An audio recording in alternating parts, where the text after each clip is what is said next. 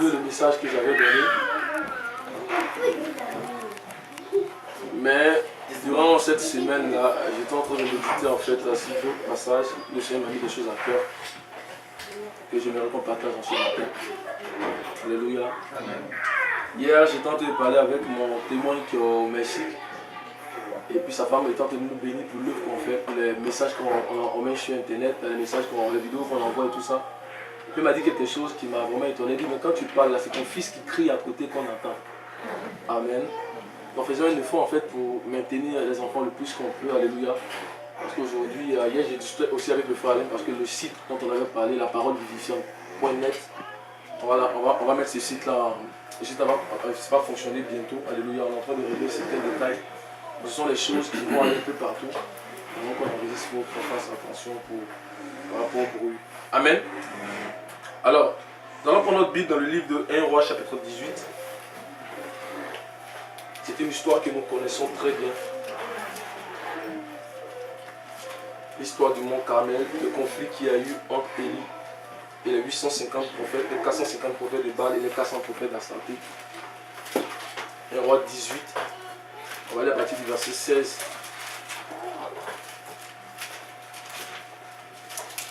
Jusqu'au verset...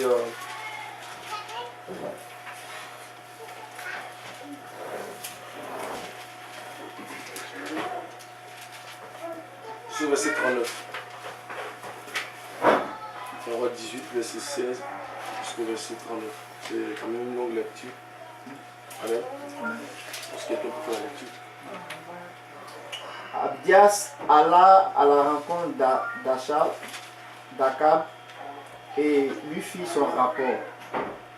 Alors Akab se rendit à la rencontre d'Élie. Lorsqu'il aperçut Élie, Akab lui dit, « Est-ce toi qui attires le malheur sur Israël ?»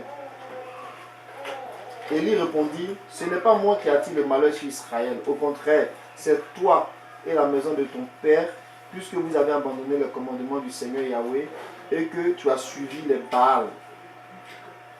Maintenant, fais rassembler tout Israël auprès de moi au mont Carmel avec les 400 prophètes du Baal, les 450 prophètes du Baal et les 400 prophètes de l'Ashéra qui mangent à la table de Jézabel. » Akab envoya des messagers à tous les Israélites et il rassembla les prophètes au mont Carmel.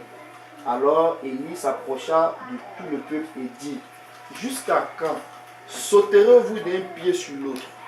Si c'est le Seigneur Yahweh qui est Dieu, suivez-le. Si c'est le Baal, suivez-le. » Le peuple ne lui répondit rien. Élie dit au peuple, « Je suis resté moi seul prophète du Seigneur, et il y a 450 prophètes du Baal. Que l'on nous donne 2 taureaux, qu'ils se choisissent un taureau, qu'ils le découpent et qu'ils le mettent sur le bois sans y mettre le feu. Quant à moi, je préparerai l'autre taureau, je le placerai sur l'autel de bois sans y mettre le feu. » Verset 24. Vous invoquerez le nom de votre Dieu et moi j'invoquerai le nom du Seigneur Yahweh. Le Dieu qui répondra par le feu, c'est celui qui sera Dieu. Tout le peuple répondit, d'accord. Élie dit au prophète du Baal, choisissez-vous un taureau, préparez-le, les premiers, car vous êtes les plus nombreux. Invoquez le nom de votre Dieu, mais ne mettez pas le feu. Ils prirent le taureau que l'on leur donna et ils le préparaient. Ils invoquèrent le nom du Baal depuis le matin jusqu'à midi en disant, Baal, réponds-nous. Mais il n'y eut ni voix ni réponse. Ils sautaient devant l'autel qu'on avait fait. À midi, Élie se moqua d'eux. Il dit, criez à pleine voix, puisqu'il est Dieu. Il doit penser à quelque chose, ou bien il est occupé, ou encore il est en voyage. Peut-être qu'il dort ou qu'il va se réveiller. Ils criaient à pleine voix et il se fit selon leur règle des incisions avec des épées et avec des lances jusqu'à ce que le sang coule sur eux. Verset 29. Lorsque midi fut passé, ils se mirent à faire les prophètes jusqu'à l'heure de la présentation de l'offrande. Mais il n'y eut ni voix, ni réponse, ni signe d'attention. Élie dit alors à tout le peuple, approchez-vous de moi. Tout le peuple s'approcha de lui. Alors Élie se mit à restaurer l'autel du Seigneur qui avait été rasé. Élie prit 12 pierres, d'après le nombre des tribus des fils de Jacob, à qui la parole du Seigneur était parvenue en ces termes. Ton nom sera Israël. Il bâtit avec ces pierres un autel du Seigneur. Il fit autour de l'autel un fossé de la capacité de 2 CA de sémence. Verset 33. Il disposa le bois, découpa le taureau et le mit sur le bois. Puis il dit, remplissez d'eau 4 cruches et versez-les sur l'holocauste et sur le bois. Il dit, faites-le une deuxième fois. Il le fit une deuxième fois. Il dit, faites-le une troisième fois. Il le fit une troisième fois. L'eau coula autour de l'autel. On remplit aussi d'eau le fossé. Verset 36. Au moment de la présentation de l'offrande, Élie, le prophète, s'avança et dit, Seigneur Yahweh, Dieu d'Abraham, d'Isaac et d'Israël, que l'on sache aujourd'hui que c'est toi qui es Dieu en Israël, que je suis ton serviteur et que c'est par ta parole que j'ai fait tout cela. Réponds-moi, Seigneur, réponds-moi, afin que ce peuple sache que c'est toi, Seigneur, qui es Dieu et que c'est toi qui ramène le cœur. Alors le feu du Seigneur tomba, il dévora l'holocauste, le bois, les pierres et la terre, et il assécha l'eau qui était dans le fossé. Quand tout le peuple vit cela, il tombait face contre terre et dit, c'est le Seigneur Yahweh qui est Dieu, c'est le Seigneur qui est Dieu. Amen. Amen, amen, amen, amen. C'est un texte que la plupart de nous aussi nous connaissons, parce qu'on a l'habitude en fait on a eu peut-être l'habitude de lire une fois peut-être, ou bien d'écouter un message en fait qui parle de ce texte-là sur le mont Carmel. Aujourd'hui, j'aimerais un peu nous présenter la croix du Seigneur, tout ce qui s'est passé un peu à la croix. Alléluia. On ne peut pas tout présenter, mais quelques aspects de ce qui s'est passé lors de la crucifixion de notre Seigneur Jésus-Christ à la croix de Golgotha. Alléluia. Il y a beaucoup de signes qui étaient autour de la croix. Alléluia. Que nous devons comprendre. Par exemple, on sait que le voile s'est déchiré le jour de la croix, le jour de la mort du Seigneur. On sait que ce jour-là, il y a eu des ténèbres. Alléluia. La Bible dit à la 9e heure, et des ténèbres sur toute la terre. Alléluia. On sait que ces jours-là, il y a des morts qui sont sortis de leur tombeau. Selon Matthieu chapitre 27, verset 52. Il y a des gens qui sont sortis de leur tombeau. Amen. Et les gens me les ont vus dans la ville. Alléluia. Et au travers de ces tests-là, je veux un peu présenter cela parce qu'un jour nous étions en train de prier. Puis il y a comme 2 thèmes qui sont venus dans la tête. Le premier thème, c'est l'offrande du soir. Et le deuxième thème, en fait, c'est n'allez pas à Bethel. Je ne savais pas ce que c'était. Mais en lisant la parole, en fait, j'ai compris ce que le Seigneur voulait me dire. Alléluia. Donc aujourd'hui, on va, à partir de ce test d'Élie-là, présenter en fait la croix, présenter en fait ce que le Seigneur nous a apporté au travers de son sacrifice. Alléluia. Combien de fois il nous a fait du bien. Amen. Avant de pouvoir en fait arriver en fait à, je dis, définir en fait le contexte, qu'est-ce qui nous a amené, qu'est-ce qui a amené en fait Élie à la montée de Carmel, qu'est-ce qui a été en fait la cause de ce conflit entre Élie et les 850 prophètes, non les 450 prophètes de Baal et les 400 prophètes d'Astarté, qu'est-ce qui a conduit à là, alléluia, parce qu'il y a une situation qui a conduit à là. Nous allons voir que Israël était tombé dans une certaine léthargie spirituelle. Nous allons voir que Israël était tombé dans une certaine confusion. Israël était dans les ténèbres. Il y avait des autels, des hauts lieux partout en Israël. Alléluia. Et il fallait cette offrande-là, alléluia, pour délivrer le peuple. C'est pourquoi à la fin, ils ont dit c'est Yahweh qui est Dieu. Ce n'est pas n'importe quelle offrande, alléluia, qui se passe ici. C'est une offrande qui est vraiment fondamentale. Et elle vient en fait pour apporter la vie. Elle vient pour délivrer. Elle vient pour briser les chaînes. Alléluia. Et c'est le sacrifice de Christ. On va le voir tout à l'heure. Amen. Alors, il y a certains éléments qu'on va commencer à regarder pour pouvoir parler, pour pouvoir en fait rentrer dans notre sujet du jour. Premièrement, au verset 23, il dit que l'on nous donne 2 taureaux qui choisissent pour eux l'un des taureaux, qui le coupent en morceaux et qui le placent sur le bois sans y mettre le feu. Donc, premièrement, on devait mettre l'animal sur le bois. Le bois, en fait, c'est une signification que nous allons voir par la suite. Alléluia. Deuxième élément que nous allons regarder, c'est à partir du verset 26. À midi, Élie se moqua d'eux et dit, crie à haute voix, puisqu'il est Dieu, il pense à quelque chose ou il est occupé, ou il est en voyage. Peut-être qu'il dort et il se réveillera. Et il cria à haute voix et il se fit selon leur coutume des incisions avec des épées et avec des lances, jusqu'à ce que le sang coulât sur eux. Verset 29. Lorsque midi fut passé, ils prophétisaient jusqu'au moment de la présentation de l'offrande. C'est vraiment important. Ils ont prophétisé depuis le matin. Parce qu'à partir du verset 26, on dit qu'ils ont commencé, ils prient le taureau qu'on leur donna et ils préparaient et ils invoquaient le nom de Baal depuis le matin. Donc ils ont prophétisé depuis le matin. Alléluia. Donc Baal, vous savez que Baal c'est le dieu de la fertilité, c'était le dieu de la pluie. Donc si Dieu, par la bouche d'Élie, a demandé qu'il n'y ait pas la pluie pendant 3 années, c'était pour montrer que votre Baal en fait là, il est le dieu de la pluie mais peut pas, il n'est rien en fait, vous comprenez. Donc bloquer la pluie en fait c'était par rapport à Baal. Pour leur confronter, pour leur dire que ce Baal ne peut rien faire devant Yahweh. Alléluia. C'est vraiment important. Et là, ils ont prophétisé jusqu'à midi, au moment de la présentation du soir. Donc midi est passé. Et c'est à l'heure de la présentation du soir qu'ils se sont arrêtés. Parce qu'à cette heure-là, il y a des choses vraiment qui se passent. À cette heure-là, l'offrande qui est faite à cette heure-là, on va le voir tout à l'heure, c'est une offrande qui est très puissante. Alléluia. Et c'est l'offrande de Christ. L'heure de la présentation du soir. L'heure de la présentation de l'offrande. On va le voir tout à l'heure. Le troisième élément que j'aimerais que nous regardions en fait dans ce test-là, dont nous allons également parler, c'est le verset 30. Donc le verset 29 dit, lorsque midi fut passé, il prophétisait jusqu'au moment de la présentation de l'offrande. Mais il n'eut ni voix, ni réponse, ni signe d'attention. Verset 30. Il dit alors à tout le peuple, approchez-vous de moi. Tout le peuple s'approcha de lui. Et il rétablit l'autel de l'Éternel qui avait été renversé.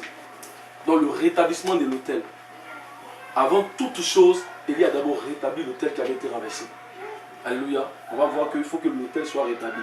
Amen. C'est vraiment important aussi. Alléluia. Un autre élément encore dont j'aimerais parler, quand on continue, verset 31, il prit 12 pierres d'après le nombre des tribus des enfants d'Israël auxquels l'Éternel avait dit, Israël sera ton nom. Verset 32. Et il bâtit avec ses pieds un autel au nom de l'Éternel. Bâtit un autel qui est au nom de l'Éternel. Quel type d'autel est au nom de l'Éternel? Amen. Parce qu'il y a des autels, en fait, vous savez que l'autel nous permet d'être en communion, soit avec Dieu, soit avec des démons. Ça dépend de la manière dont on bâtit l'autel. C'est vraiment important. Amen. Et à partir du verset 33, il arrangea le bois, coupa le taureau par morceaux, il le plaça sur le bois. Puis il dit, remplissez d'eau 4 cruches et versez-les sur l'holocauste et sur le bois. Verset 34, il dit, faites-le une seconde fois. Et il le fit une seconde fois. Il dit, faites-le une troisième fois. Et il le fit une troisième fois. Donc à 3 reprises, ils ont versé 4 cruches. Quand on multiplie les 4 par 3, ça fait toujours 12. On se retrouve aussi encore en 12 éléments. Alléluia. Ils ont versé à 3 reprises. 3 reprises aussi, c'est vraiment significatif. Alléluia. Ce sont les choses qui entourent ces tests-là, mais qu'on va décortiquer. Amen. Et après, verset 36, au moment de la présentation de l'offrande, Élie le prophète s'avança et dit. Donc Élie a commencé à évoquer Dieu au moment de la présentation. Ce n'est pas à n'importe quel moment il a commencé à évoquer le Seigneur. C'est au moment de la présentation du soir. Parce que Élie était un prophète. Il connaît cette heure-là. Il connaît la signification de cette heure. Il connaît la puissance qui se trouve dans l'heure de l'offrande. Alléluia. Éternel Dieu d'Abraham, d'Isaac et d'Israël, que l'on sache aujourd'hui que tu es Dieu en Israël, que je suis ton serviteur et que j'ai fait toutes ces choses par ta parole. Amen. Amen. Avant de continuer le test, on va essayer d'abord de regarder toutes ces choses. Donc mon thème aujourd'hui c'est l'offrande du soir. Alléluia. Mais l'heure de l'offrande si vous voulez. Amen. Amen. Alors, dans la Bible là, quand Dieu appelait Israël là, par rapport à la journée, il leur a demandé de faire 2 offrandes. Dans la journée, il leur a demandé de faire 2 offrandes. Alléluia, c'est vraiment important. On va voir ça dans Exode chapitre 29. Exode 29.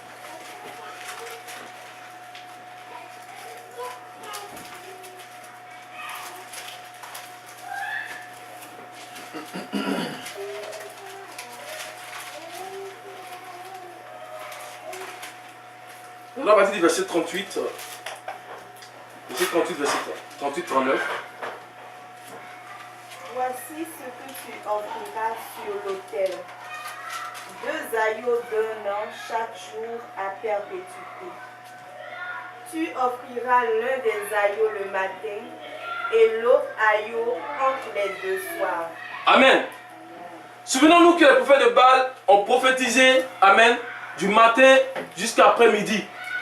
Alléluia. Ils ont prophétisé du matin jusqu'à après-midi. Donc, l'heure de l'offrande dont on parle dans 1 roi, c'est une offrande qui n'a pas eu lieu le matin, mais c'est l'offrande qui a eu lieu après-midi. Alléluia. Et ça, après midi, Élie a pris la parole, qu'il a commencé à invoquer le Seigneur. Amen. Ici, la Bible nous parle de 2 offrandes qui devaient se faire dans la journée. Les 2 offrandes pour figurer Christ. Le matin et le soir, c'est pour dire que Christ est l'alpha et l'oméga. Alléluia. Mais ici, en fait, on veut se concentrer sur l'offrande, en fait, qui a lieu entre les 2 soirs. Dieu avait demandé de prendre 2 agneaux, 2 ans, et de faire une offrande le matin et une offrande le soir, entre les 2 soirs. On va se concentrer ici sur l'offrande qui a eu lieu entre les 2 soirs. Alléluia. Parce que dans 1 roi, on a vu que le prophète de Baal ont prophétisé jusqu'à après midi. Amen. Et c'est après midi que Élie a pris la parole qu'il a commencé. Donc ça ne peut pas être l'offrande du matin. Alléluia. C'est l'offrande d'entre les 2 soirs. On va le voir tout à l'heure. Amen. Donc c'est vraiment important de comprendre que l'agneau devait avoir 1 an et l'offrande du soir devait se faire entre les 2 soirs. Alléluia. Alors, quand on regarde comme ça entre les 2 soirs, pour les lecteurs de la Bible, là, ça va nous conduire en fait dans d'autres profondeurs. Alléluia.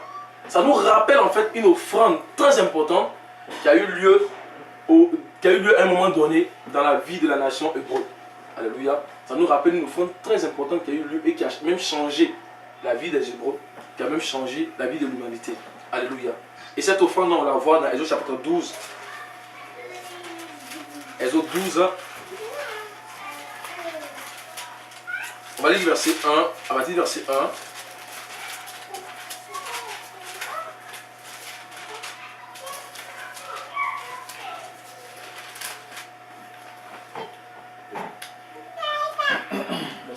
Oui, vas-y mon frère. Exode 12 à partir du verset 1. Le Seigneur dit à Moïse et à Aaron en Égypte, ce mois-ci sera pour vous le premier des mois, il sera pour vous le premier des mois de l'année.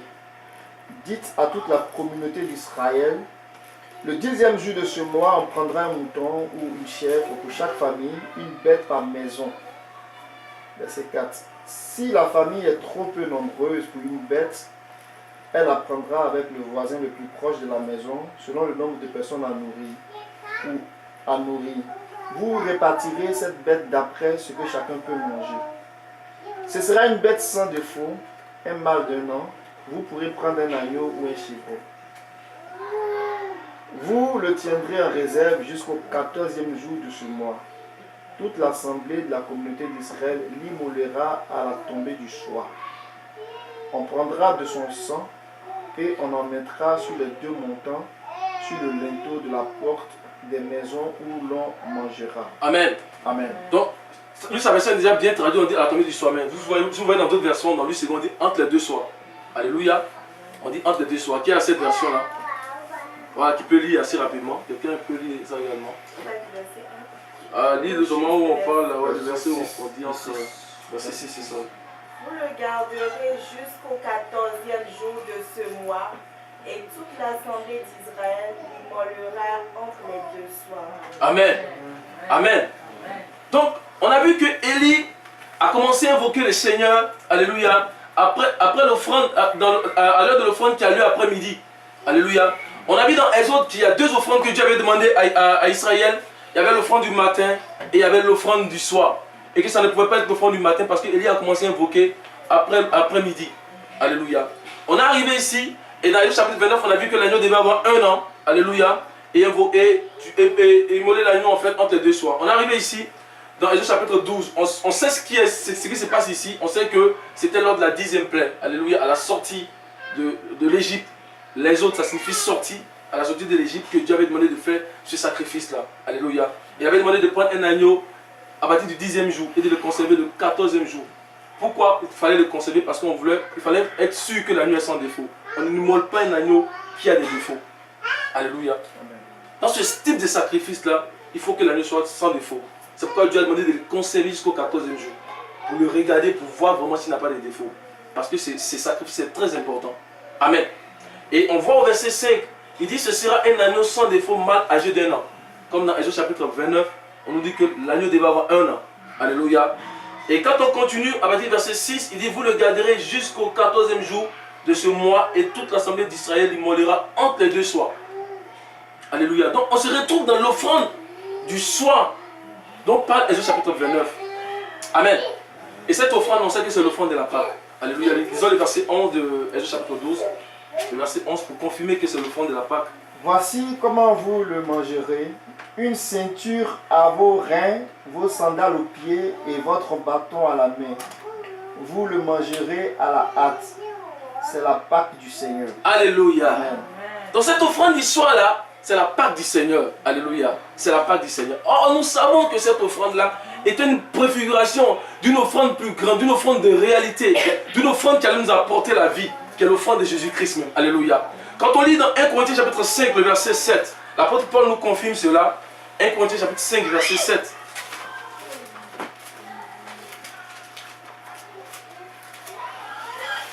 Chapitre 5, verset 7.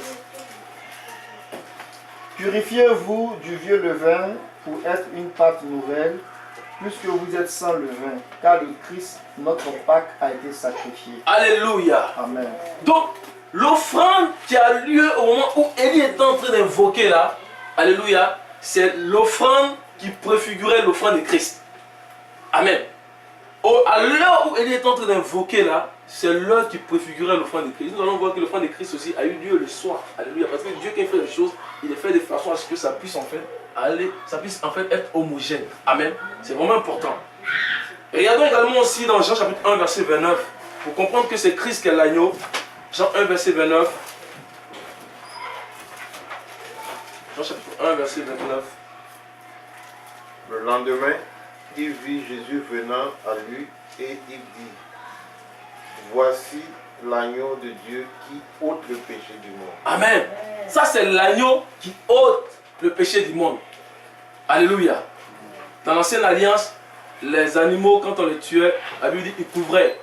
On dit Kippour. La fête de Kippour, ça dit couvrir. Ils n'ôtaient pas, mais ils couvraient le péché. Mais lui, on dit c'est l'agneau de Dieu qui ôte. C'est-à-dire qu'il débarrasse le péché, lave le péché. Alléluia. C'est le véritable agneau. Sans défaut, c'est lui. Amen. Amen. Et maintenant, regardons, pour confirmer tout cela dans la pratique, à quelle heure a eu lieu l'offrande même de Christ. Dans Matthieu chapitre 27, Matthieu 27,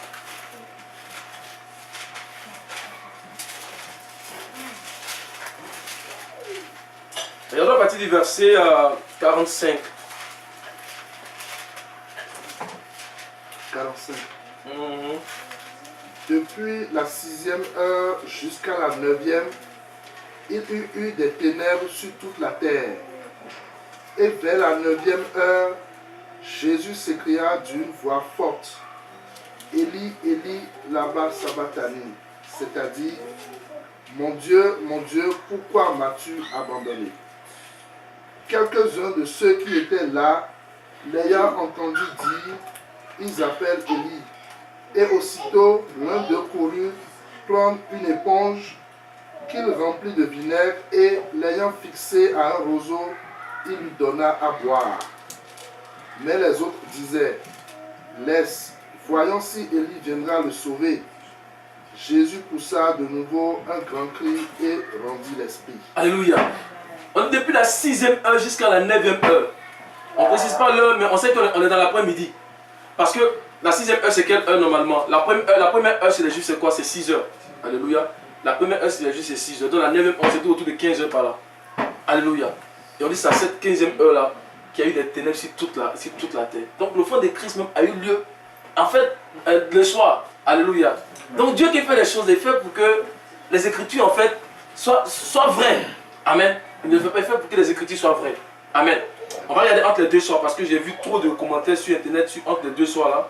On va regarder ce que ça signifie. Déjà que la Bible de notre frère Alain traduit ça très bien. On va regarder dans Deutéronome chapitre 16, verset 6. Pour être plus clair là, il faut qu'on attache toutes ces choses là pour que au moins là, dans la suite là, quand on commence à expliquer, c'est plus clair pour nous tous. Deutéronome chapitre 16, le verset 6. Deutéronome 16, le verset 6. 16, verset 6. Mais c'est dans le lieu que choisira l'Éternel ton Dieu pour y faire résider son nom que tu sacrifieras la Pâque le soir au coucher du soleil à l'époque de ta sortie d'Égypte. Alléluia. On a vu que en Exode chapitre 12, on a vu que c'était l'offrande aussi de la Pâque. On dit entre les deux soirs. Ici c'est l'offrande de la Pâque. On en précise entre les deux soirs ce que ça veut dire. C'est le soir au coucher du soleil. Alléluia. Le soir au coucher du soleil. Amen. Donc ça veut dire que l'offrande d'Élie là, au moment où ça a commencé, là, c'était le soir couché du soleil. Comme Élie était un prophète, il a choisi le bon moment. Amen. Parce que la Bible dit que les prophètes, là, c'est l'esprit de Christ qui les poussait. Il ne savait pas ce qui allait arriver, mais il savait qu'à une heure comme celle-là, il avait une offrande excellente. Et il savait que c'était en ce moment qu'il devait invoquer le feu du Seigneur. Alléluia. Que le Seigneur réponde. Amen. C'est vraiment important qu'on retienne ça. On va retourner dans notre texte de base dans 1 Roi, chapitre 18.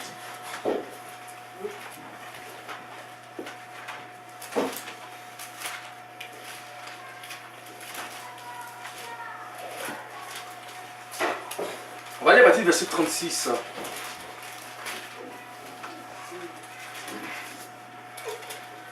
À partir du verset 36.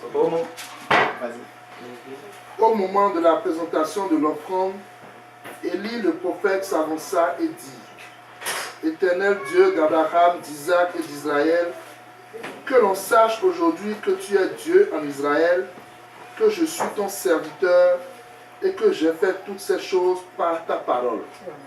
Continue. Réponds-moi, Éternel, réponds-moi, afin que ce peuple reconnaisse que c'est toi, Éternel, qui es Dieu, et que toi qui ramènes leur cœur, et le feu de l'Éternel tomba, et il consuma l'holocauste, le bois, les pierres et la terre, et il absorba l'eau qui était dans le fossé. Verset 39. Quand tout le peuple vit cela, ils tombèrent sur leur visage et dirent: c'est l'Éternel qui est Dieu, c'est l'Éternel qui est Dieu. Amen.